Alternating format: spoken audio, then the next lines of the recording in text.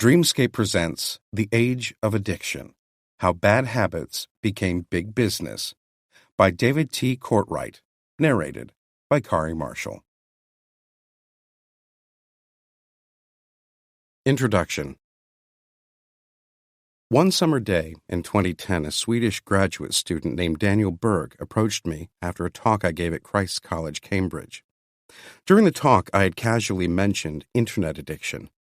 Berg told me that I had spoken a truth larger than I knew. Many of his male friends at Stockholm University had dropped out of school and were living in crash pads, compulsively playing World of Warcraft. They spoke in Argot, more English than Swedish. It was all rating all the time.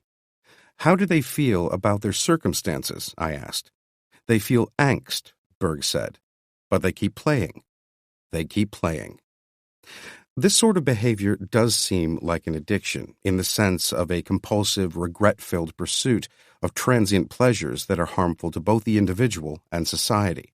For gaming, the personal cost was highest for Swedish men. I am, Berg reported, now the only male in my graduate program in economic history. Back home in Florida, I noticed digital distractions exacting a more impartial academic toll. The smartphones that dotted the lecture halls were as often wielded by women as by men. But when I told Berg's tale to my students, they instantly recognized the type.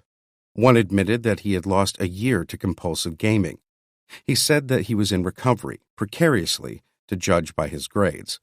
Another student knew gamers who kept cans by their computers. They used them to avoid having to take bathroom breaks. The can by the computer became, for me, a symbol of the shifting meaning of addiction. As late as the 1970s, the word seldom referred to anything other than compulsive drug use. Over the next 40 years, however, the concept of addiction broadened. Memoirists confessed to addictions to gambling, sex, shopping, and carbs. German sex therapists called internet porn a gateway drug that ensnared the young. A New York Times op-ed declared sugar to be addictive, literally in the same way as drugs. A toothless young New Zealand mother drank up to 10 liters of Coke a day, then splashed the headlines when she died of coronary arrhythmia. A 19-year-old truant in Jiangsu province made the news when he hacked off his left hand to cure his internet addiction. Chinese officials judged as many as 14% of his peers to be similarly hooked and set up internet addiction rehabilitation camps. South Korea and Japan followed suit. Taiwanese legislators voted to fine parents who let their children spend too much time online, updating a law forbidding minors smoking, drinking, drug-taking, and betel chewing.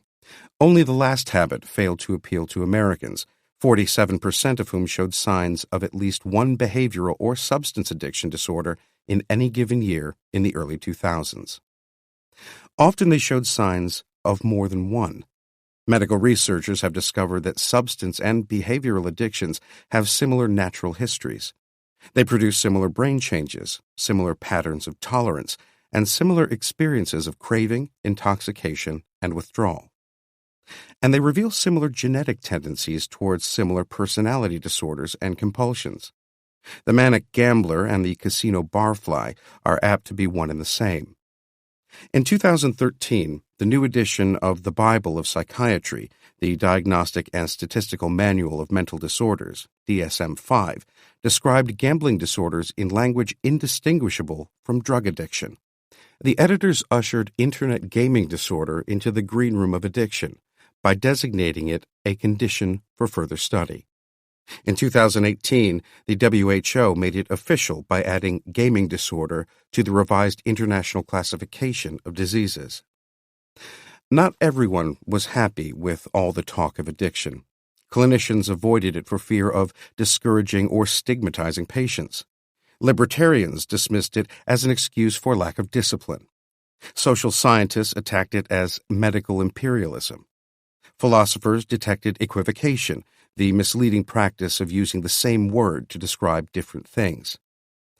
I mean to give these critics a hearing. For now, though, I will stick to addiction. The word provides a useful, concise, and universally understood way of referring to a pattern of compulsive, conditioned, relapse-prone, and harmful behavior. The important job and the goal of this audiobook is to explain why that pattern of harmful behavior has become more conspicuous and varied over time. A good place to begin is to review what we know about addictions. They begin as journeys, usually unplanned, toward a harmful endpoint on a spectrum of consumption. The journey can be rapid or slow or interrupted. Casual indulgence, even of a drug like heroin, does not always lead to addiction. When it does, the condition is not necessarily permanent. Addicts can and do quit, either permanently or for long stretches of time. Nor is all excessive consumption necessarily addiction. People can gamble too much without being compulsive, just as they can burden their scales without being food addicts. Yet, and this is the crucial point, regular heavy consumption has a way of shading into addiction, as when a steady drinker's craving intensifies, erupting into full-blown alcoholism. An addiction is a habit that has become a very bad habit in the sense of being strong, preoccupying, and damaging, both to oneself and to others. The type of damage depends on the substance or behavior. Compulsive gamers may ruin their scholastic and maritable prospects. They do not ruin their livers or lungs. The addiction process is social as well as biological. Conditions like stress and peer behavior help tip individuals into addiction, though the process ultimately manifests itself in their brains. Frequent resort to alcohol, drugs, and drug-like behaviors causes changes in neurons, including altered gene expression. Over time, these changes occur in more and larger regions of the central nervous system, like drops of dye spreading on a taut sheet. The changes are long-lasting, particularly in developing brains. The earlier children and adolescents experience an addictive substance or pastime, the likelier they are to retain, even when abstaining, a powerful emotional memory of the behavior that once made them feel so good. The nature of addiction has implications, more precisely temptations, for businesses that sell habituating products. One is to encourage early and frequent consumption. Treat the lads, the saloon keepers used to say, and you'll have their money in the till when they're adults. And the more they drink, the greater the profits. To this day, 80% of alcohol sales go to the 20% of customers who are the heaviest users, a pattern that applies across the business of brain reward. More than half of all marijuana finds its way into the lungs and stomachs of those who spend more than half their waking hours stoned. Insofar as addictions to marijuana or to anything else develop most often among the poor, the marginal, and the genetically vulnerable, they are sources of inequality and injustice as well as illness. Yet addiction and its precursor, heavy consumption, remain indispensable profit centers for a range of global businesses. These realities are well understood in the addiction research and public health communities. Less well understood is how we got into this fix and why it keeps getting worse, despite the best efforts of those communities. I propose that the main source of the problem has been what I call limbic capitalism. Limbic capitalism refers to a technologically advanced but socially regressive business system in which global industries, often with the help of complicit governments and criminal organizations, encourage excessive consumption and addiction. They do so by targeting the limbic system, the part of the brain responsible for feeling and for quick reaction, as distinct from dispassionate thinking. The limbic system's pathways of networked neurons make possible pleasure, motivation, long-term memory, and other emotionally linked functions crucial for survival. Paradoxically, these same neural circuits make possible profits from activities that work against survival, businesses having turned evolution's handiwork to their own ends. Limbic capitalism was itself a product of cultural evolution.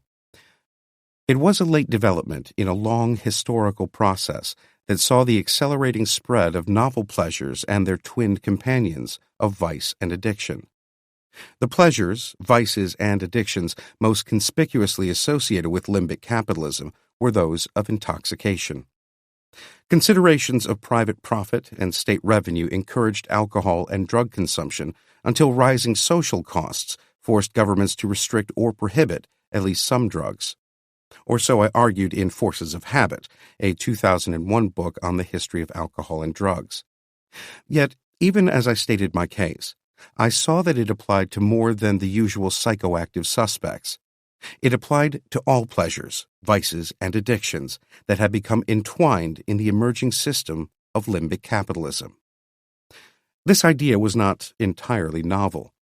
Victorian-era reformers saw alcohol and non-medical drug use as part of an ill-starred constellation of vice.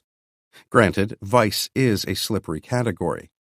Chinese men considered sniffing and sucking the tiny deformed feet of girls and women to be normal erotic behavior, until missionaries and modernizers stigmatized foot-binding. Yet for all the cultural malleability of vices, the Victorians recognized two important things about them.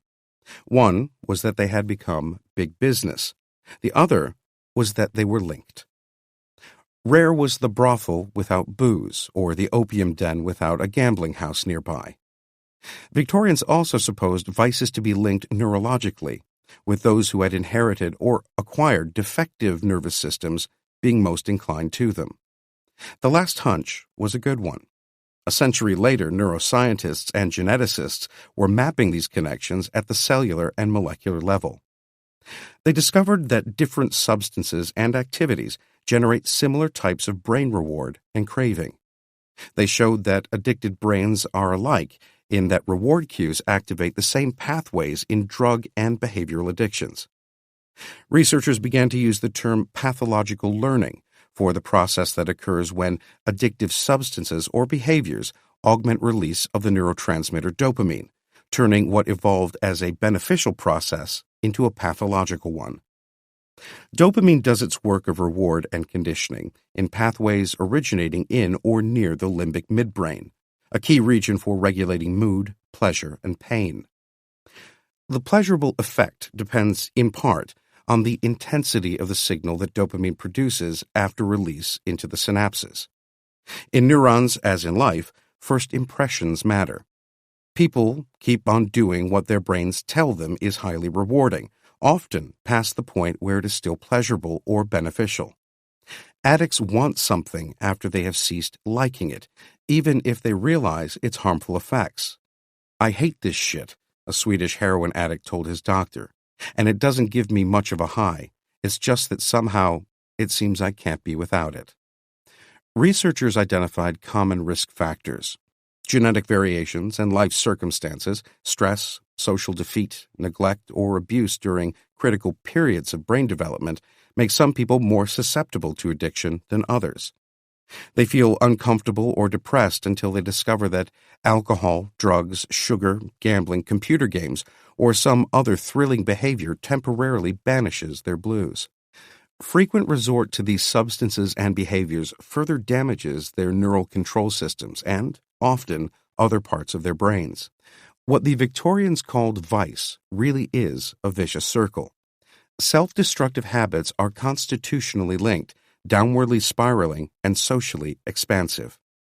New stars keep appearing in the vice constellation. Addiction is a memory. It's a reflex, summed up the psychiatrist Charles P. O'Brien.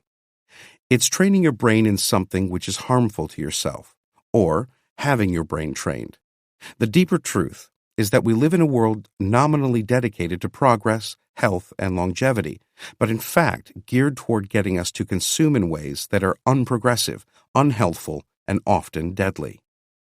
Understanding this paradox, the burden of this audiobook, requires going beyond neuroscience, beyond disordered neurons and defective genes. It requires understanding the history of novel pleasures, commercial vices, mass addiction, and limbic capitalism's ever-growing power to shape our habits and desires. That history, like the history of technology generally, is one of accelerating change over a long period of time. Limbic capitalism did not spring full-blown onto modern history's stage. On the contrary, it emerged from something primal, the efforts of our species to continuously expand our repertoire of pleasures. The search for pleasure preceded civilization and, I mean to show, contributed to its foundation. Civilization, in turn, had disparate consequences for pleasure. It made possible